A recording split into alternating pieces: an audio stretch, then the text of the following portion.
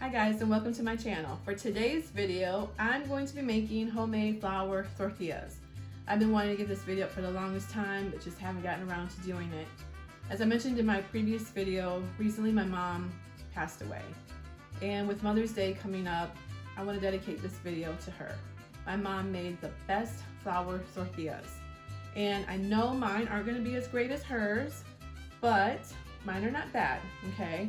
I have 30 years experience making them.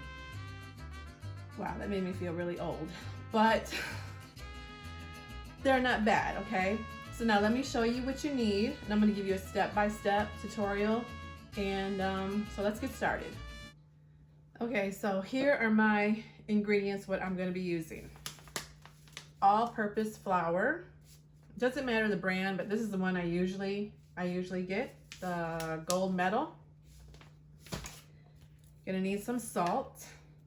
I'm gonna show you in a minute all the amount.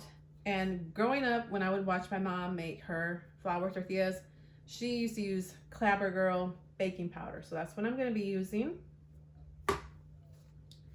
And the only thing that I'm changing with my mom's recipe is, I remember seeing her use like that big old tub of Crisco.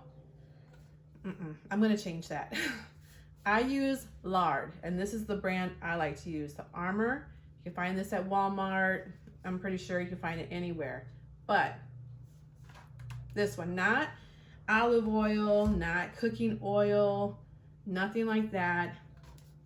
Lard, or in Spanish, manteca. Okay, so now hopefully you have all your ingredients ready. I'm using this Tupperware bowl. And I'm going to be using 3.5 cups of flour. So we should be doing this at the same time. So here's one. Try and level it off evenly too. 2, 3.5. So 3.5 cups of the flour. And there's the half. For the salt, you're going to use a teaspoon of that. And then for the baking powder, 1/4 teaspoon. If you add too much of this, your tortilla most likely will crack. So you don't want too much. Put that in there. And now for the lard, or manteca, I'm going to use, where's my, 1/2 cup of this. Okay, my hands are all dirty, but so what I did was I scooped it out, I put it in here, and then I just flattened it. Just flatten it. So you want it just like that. Before I start doing any of that though, let me show you the water and talk a little bit about the water. Let me go rinse my hands real quick. And if you have any rings or jewelry on your hand, take them off. You don't want all that dough in there. This one's not gonna, this one I better take it off. Okay, so about the water. I'm using 1.5 cups. Most likely I'll probably need 1, but I'm just using 1.5. You want your water hot. I put mine in the microwave for 2 minutes. Now everyone's microwave is different. So try it at 1.5 minutes and see how hot it is. I don't know if you can tell if there's any steam coming out. There's not much, but it is hot. It is hotter than tap water, but it's not like at the temperature of boiling water either. But before I add the water, I'm going to mix all the flour with the baking powder and the salt. So start doing that.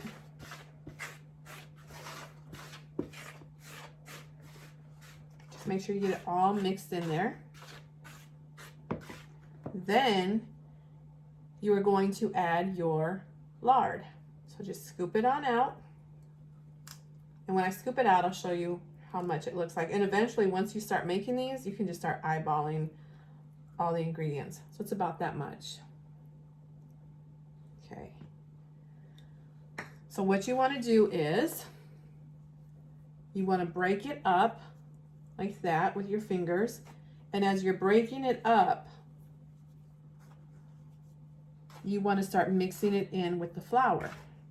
You're not going to use a mixer, a beater, a fork, a spoon. You're gonna use the tools, the best tools that you have, and that's your hands. Now, back in my mom's day, there was none of that. She had to use her hands. And that's what we're gonna do. So I'm just taking it like that. And as I'm doing it, I don't know, like just crumble it like that.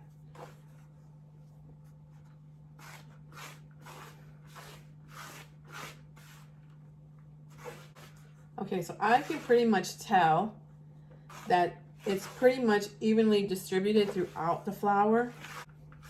Now we can start adding the water.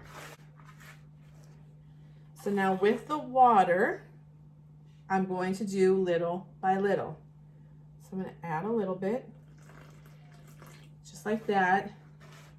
And then I start mixing. And what I'm doing with my hand is I'm going like this.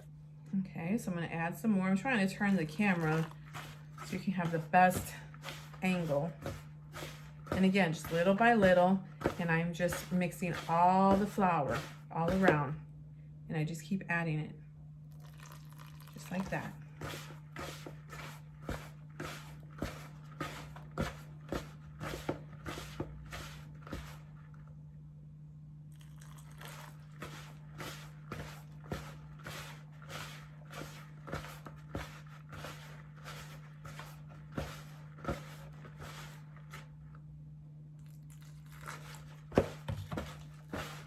If you add too much at once, it starts to get very, what's the word? Very, not gooey, but just sticky. Yeah, it's sticky. That's why it's very important that you just do a little at a time with the water. I can already tell it's starting to form.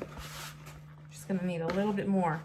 Now, this right here is too dry, if you can see. Like, that is too dry. Gotta add a little bit more.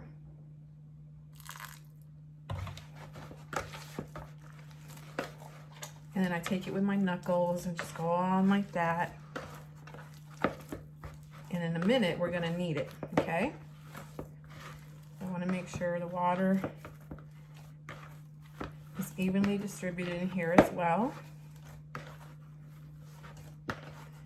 Now, I remember a very important tip that my mom used to tell me. She would always take her dough, or in Spanish, as we call it, masa, and she would always say, a good tortilla maker cleans their bowl.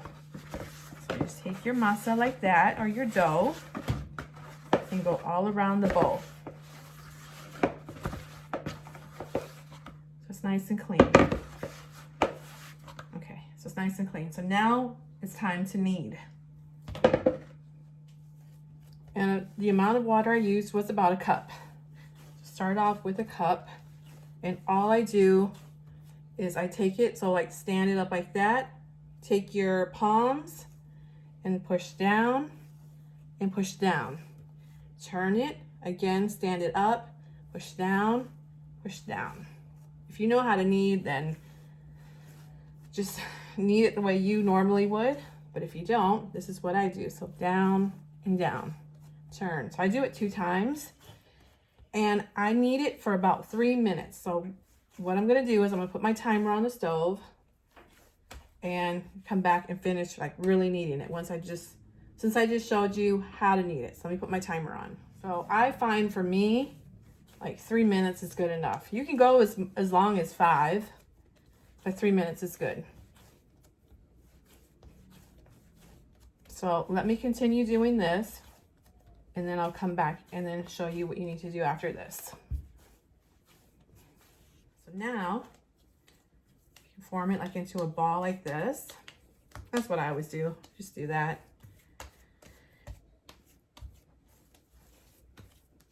So just like that.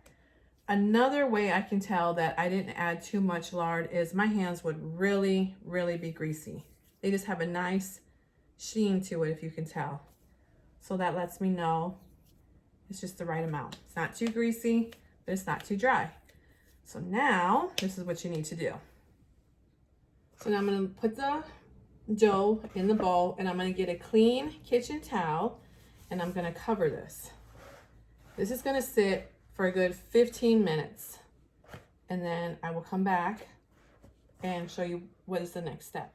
Okay, so it's been 15 minutes. The dough has had time to rest. You can let it sit up to 30 minutes, but I always find it 15 minutes is fine for me. So now what I do is I'll take it and I'll pinch just like that. And whatever comes off, that's the amount or the size that the dough ball is going to be, or the testale. Now here, my mom, you had this technique where she would put it in her hand and she would do something like this. I have tried for so long and I can't get it. You would think after so many years I would get it. I just can't do that technique. So this is the way I do it. I take it like this, like that, and just keep going in a circle, like pinch and crimp. I don't know how to explain it, but just like that.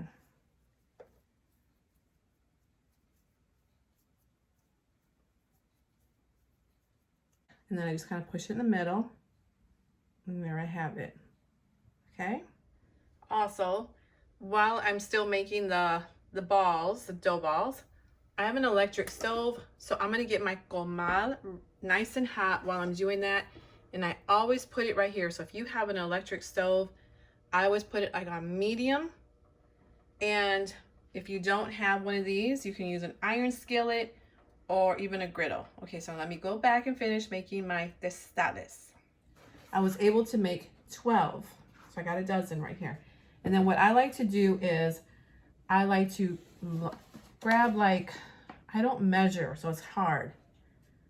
So like not even a handful, but like that.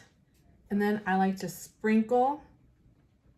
I just like to lightly sprinkle the testales with flour. Okay, not too much. I don't want to overly dredge this and have it too much flour. Just lightly dust it. I can tell like some needs a little. So just like that. So now it is time to roll.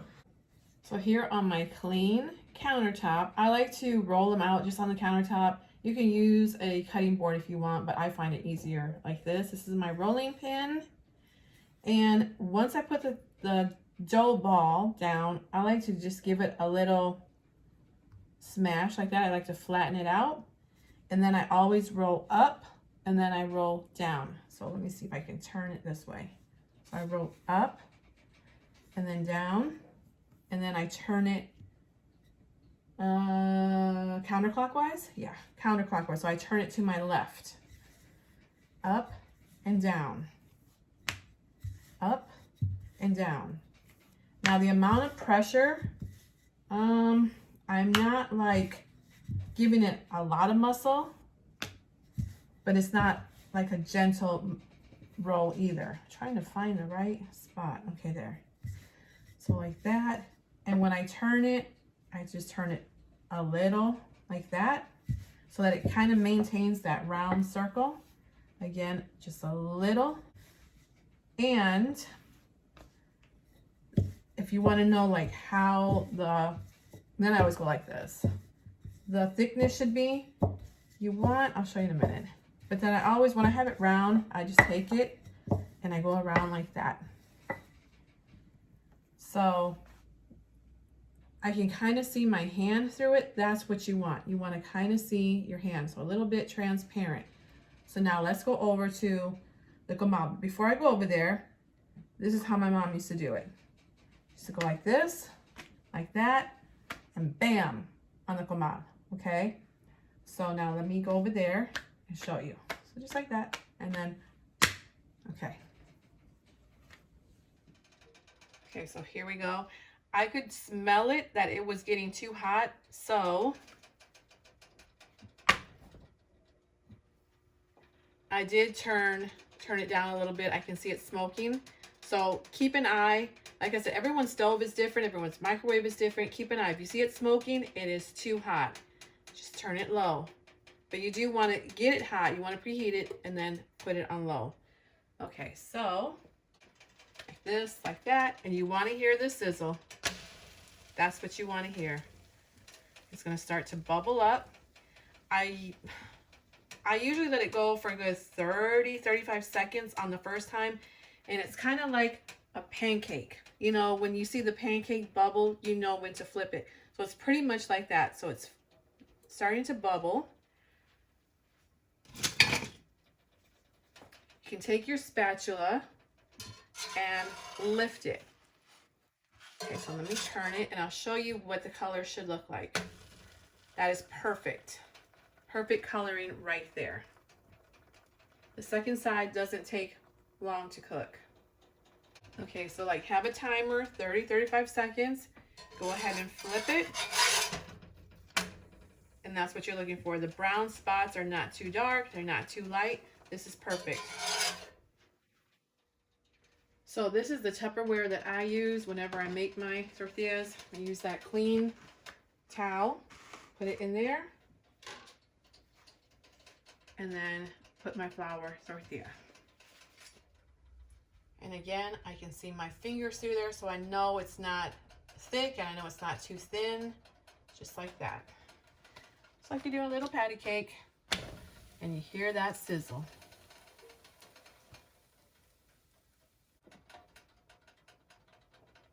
And again, just take your spatula, you can look at it. Yep, I can tell it needs to be flipped. Turn it over, perfect. It starts to bubble like that, flatten it down, push it down.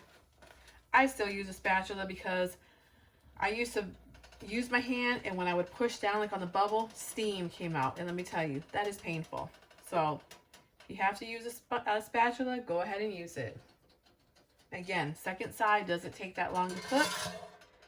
Turn it over. If you see like any spots that you might think need a little bit extra cooking, just go ahead and leave it for, I don't know, maybe 10-12 seconds. That is perfect. Perfect for me.